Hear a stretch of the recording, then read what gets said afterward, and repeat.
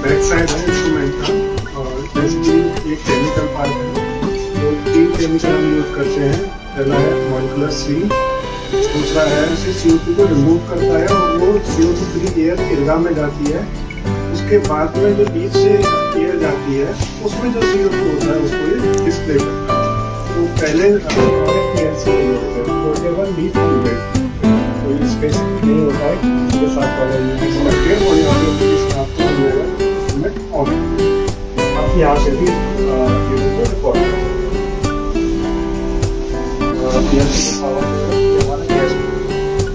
Electric port connect करने लगे हुए पावर जैसे अभी का टाइमिंग मॉर्निंग का टाइम होता है, CO2 कितना, और उन दोनों का जो डिफरेंस होता है वो CO2 डी हो जाता है। जब हम लीफ इंसर्ट करते हैं उसके बाद में 30 to 40 सेकेंड के लिए हमें वेट करना होगा। जैसे हम डिफरेंट स्टेज पे ले लेंगे सच में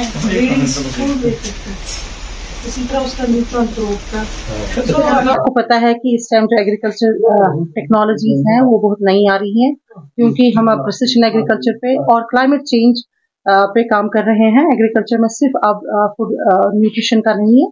हमें इस वक्त ये क्लाइमेट चेंज के बारे में भी देखना है, और हमें ये देखना है कि हम कैसे कंट्रीब्यूट कर सकते हैं कि क्लाइमेट चेंज में ग्लोबल टेम्परेचर ज्यादा हाई ना हो, और कार्बन सिक्वेस्ट्रेशन पे भी हमें गौर करना है। इसलिए हमने हमारा एक इंस्टीट्यूशनल प्रोजेक्ट है पर्स, उसमें एक इक्विपमेंट लाया हुआ है जो पोर्टेबल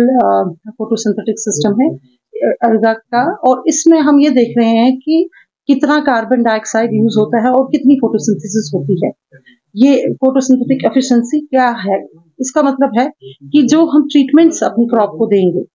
कभी कभी हम इतना ज्यादा फर्टिलाइजर डालते हैं या इतना ज्यादा इरिगेशन देते हैं या कोई और इनपुट इतना ज्यादा देते हैं जिससे in the long run yield पे फर्क नहीं पड़ता है। वो इसलिए नहीं पड़ता है क्योंकि जितनी उस क्रॉप की कैपेसिटी होती है फोटोसिंथेसिस करने की वो हो जाती है, उसके बाद जो इनपुट होते हैं वो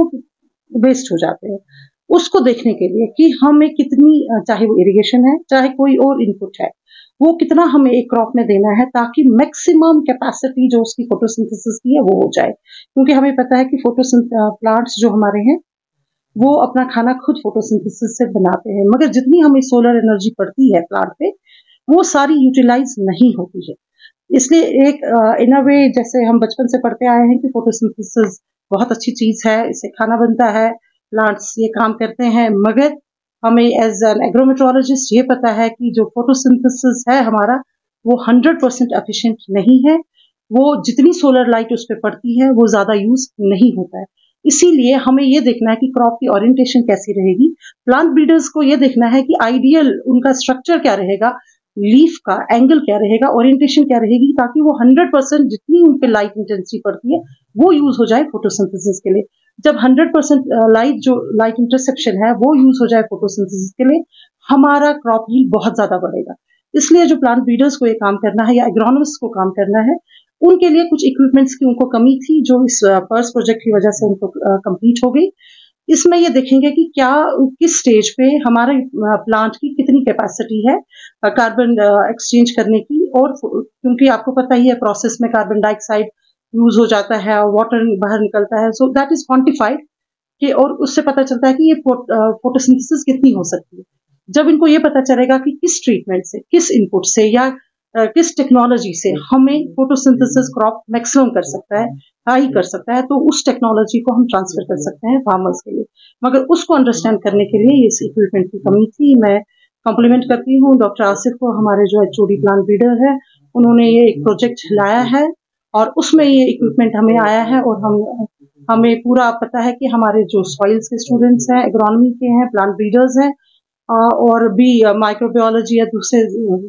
ब्रांचेस के बच्चे हैं जो क्लाइमेट चेंज पे काम करना चाहें या यील्ड प्रोडक्शन बढ़ाने के लिए काम करना चाहें या फोटोसिंथेसिस पे काम करना चाहें, या